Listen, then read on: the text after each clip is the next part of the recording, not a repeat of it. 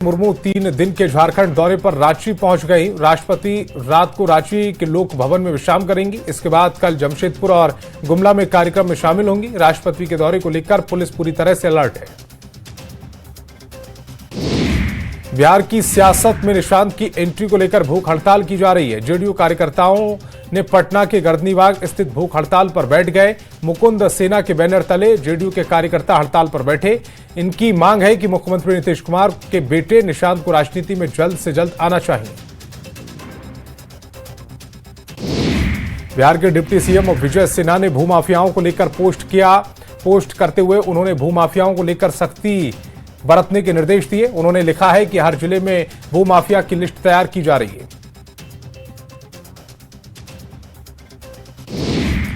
जमशेदपुर में 29 दिसंबर को राष्ट्रपति आएंगी। राष्ट्रपति के आगमन को लेकर जिला प्रशासन पूरी तरह से तैयार है। राष्ट्रपति जमशेदपुर में 2 कार्यक्रम में शामिल होंगी। राष्ट्रपति के साथ झारखंड के राज्यपाल और मुख्यमंत्री भी मौजूद रहेंगे। इस दौरान दोपहर में राष्ट्रपति जमशेदपुर के परिषद में विश्राम और लंच का प्रोग्राम किया गया है। बोकारो में फर्जी लाभुक बनकर रांची के 4 निजी एजेंसी के खाते से 90% राशि का सीधा भुगतान किया गया। इस मामले को लेकर गोमिया विधायक योगेंद्र प्रसाद ने भी मामले पर संज्ञान लिया। मामले में उन्होंने राज्य के मुख्य सचिव, ग्रामीण विकास विभाग के प्रधान सचिव और बोकारो उपायुक्त को मामले की जांच कराकर दोषी पर कार्रवाई करने के निर्देश दिया।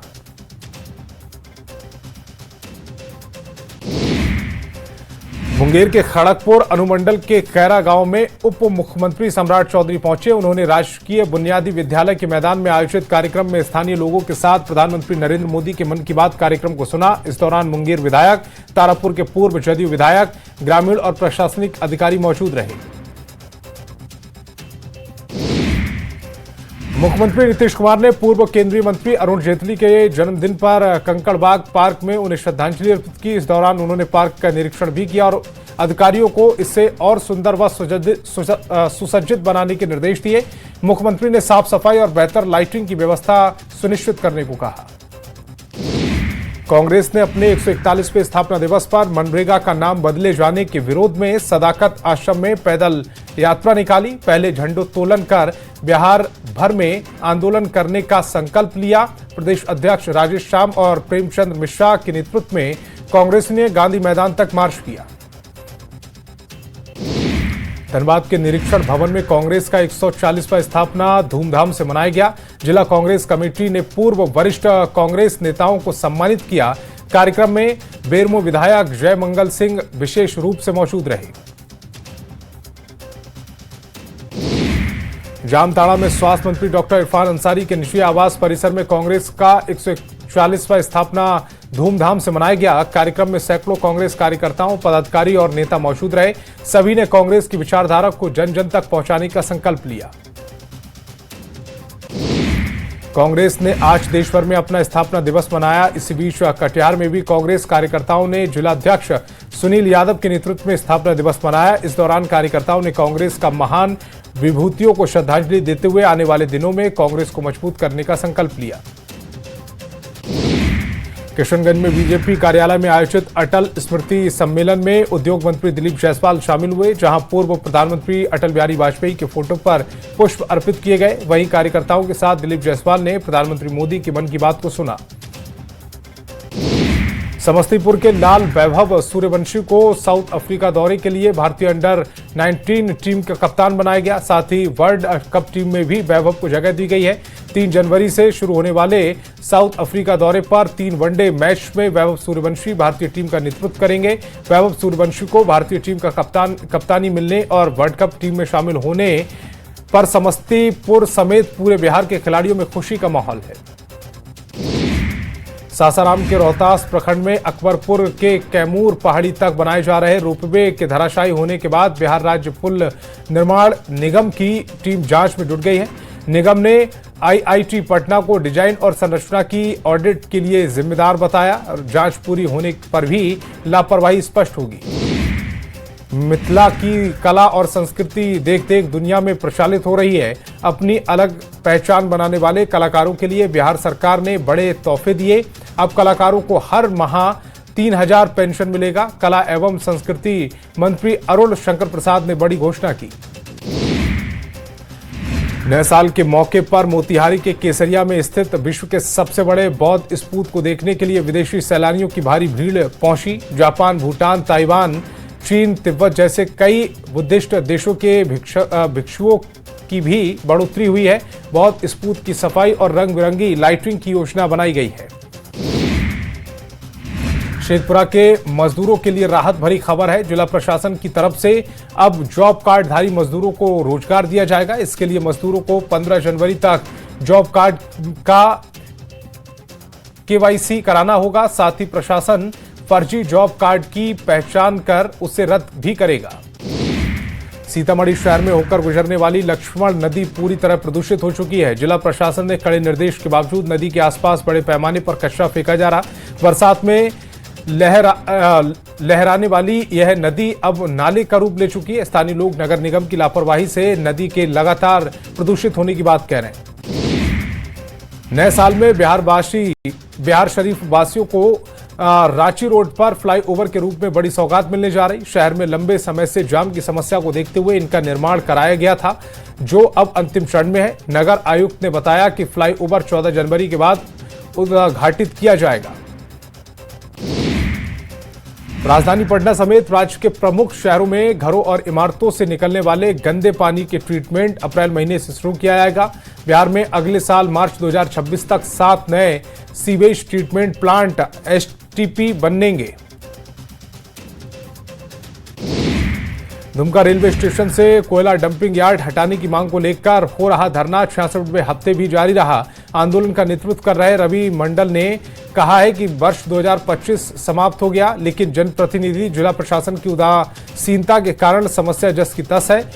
इस दौरान उन्होंने दुमका में आक्रोश रैली की चेतावनी दी है। किशनगंज के इंडो नेपाल बॉर्डर स्थित ठाकुरगंज एसएसपी 19 बटालियन ने अपना 24वां स्थापना दिवस मनाया। इस मौके पर सशस्त्र सीमा बल के महानिरीक्षक ने फीता काटकर कार्यक्रम का उद्घाटन किया। इस दौरान उन्होंने जवानों के अनुशासन और समर्पण की सराहना की।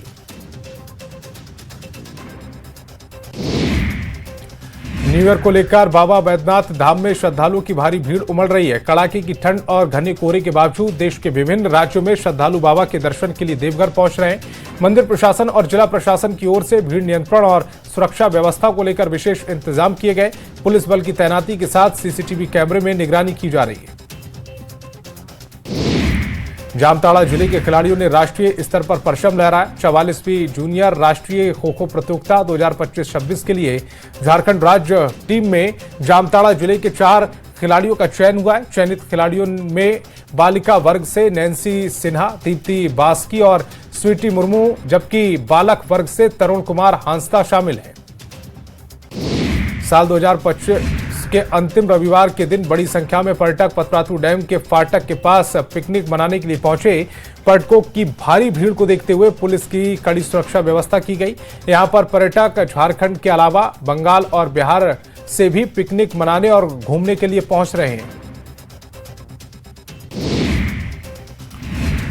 धनबाद जिले के पिकनिक स्थलों में नए साल के मौके पर सैलानियों की भीड़ पिकनिक मनाने घूमने पहुंच रही है। मैथन डैम इन दिनों सैलानियों से गुलजार है। रोजाना सैकड़ों की संख्या में लोग परिवार के साथ वन भोजन का आनंद उठाने यहां पहुंचते हैं। जमशेदपुर में आयोजित 2 करोड़ रुपए की इनामी राशि को PGA टाटा अपने गोल्फ टूर्नामेंट का समापन भव्य रूप से किया गया। 4 दिनों तक चले इस प्रतिष्ठित टूर्नामेंट का खिताब युवा गोल्फर युवराज संधू ने अपने नाम किया है। प्रतियोगिता के समापन के साथ ही विजेता के नाम की घोषणा होते ही दर्शकों और खेल प्रेमियों में उत्साह का माहौल देखा गया। चाईबासा के तांत नगर प्रखंड के बाटी गुट्टू इलाके में बना फार्मिस्ट कॉलेज पिछले 3 साल से बंद है। करोड़ों रुपए की खर्च कर तैयारी की गई, लेकिन इमारत आज भी उपयोग में नहीं लाई जा रही है। दरभंगा में SC/ST कल्याण योजनाओं की प्रमंडलीय स्तरीय समीक्षा बैठक की गई। बैठक की अध्यक्षता बिहार के अनुसूचित जाति जनकल्याण मंत्री लखेंद्र कुमार पासवान ने की। मंत्री ने दलित और वंचित परिवारों में भूमिहीनों की पहचान कर उन्हें प्रधानमंत्री आवास योजना के तहत लाभ दिलाने के निर्देश दिए। बांग्लादेश में हिंदुओं पर हो रहे अत्याचार के खिलाफ गुमला में आक्रोश देखा गया। हिंदू समाज के लोगों ने पालकोट प्रखंड को पूरी तरह से बंद कर अपना विरोध जताया। इस दौरान केंद्र सरकार से बांग्लादेश में हो रहे हिंदुओं की सुरक्षा सुनिश्चित करने की मांग की। खगड़िया में जेडीयू की ओर से सदस्यता अभियान चलाया गया। इस दौरान चिल्ड्रेन पार्क में सदस्यता अभियान चलाया गया, जहां जेडीयू जिलाध्यक्ष के नेतृत्व में 5 लाख लोगों की पार्टी की सदस्यता दिलाने का लक्ष्य रखा गया। नवादा के मुफस्सिल थाना क्षेत्र में दर्दनाक हादसा हुआ, जहां अलाव के धुएं में 2 लोगों की दर्दनाक मौत हो गई, जबकि कमरे में मौजूद 3 अन्य लोग गंभीर रूप से घायल हैं, जिनका इलाज पावापुरी विम्स में चल रहा है। घटना से पूरे इलाके में हड़कंप मचा हुआ है। जमुई के झाझा जसीडीही रेलखंड का टेलवा हाल्ट के पास बेपटरी हुई मालगाड़ी के डिब्बों को हटाने का काम युद्ध स्तर पर जारी है। आसनसोल दानापुर रेल मंडल की टीम ट्रैक के बोगियों का मलबा हटाने में जुटी है, जिसकी निगरानी वरिष्ठ रेलवे अधिकारी कर रहे हैं। झाझा जसीडीही रेलखंड पर हुए हादसे का असर पटना में भी देखने को मिल रहा। इस रूट से गुजरने वाली सभी ट्रेनों को डायवर्ट कर दिया गया। पटना से हावड़ा जाने वाली वंदे भारत ट्रेन भी डायवर्ट हो गई है। इस कारण यात्रियों को परेशानियों का सामना करना पड़ रहा और रेल प्रशासन स्थिति सामान्य करने में जुटा है। भागलपुर में झाझा जसीडीही रेलखंड पर मालगाड़ी के बेपटरी होने से रेल परिचालन प्रभावित हुआ।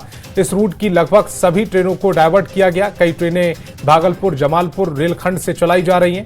जसीडीही किऊल होकर पटना जाने वाली ट्रेन अब बांका भागलपुर मार्ग से भी भेजी जा रही है, जबकि बंगाल और रांची जाने वाली ट्रेनों को जमालपुर भागलपुर होते हुए पाकुड़ के रास्ते संचालित की जा रही है।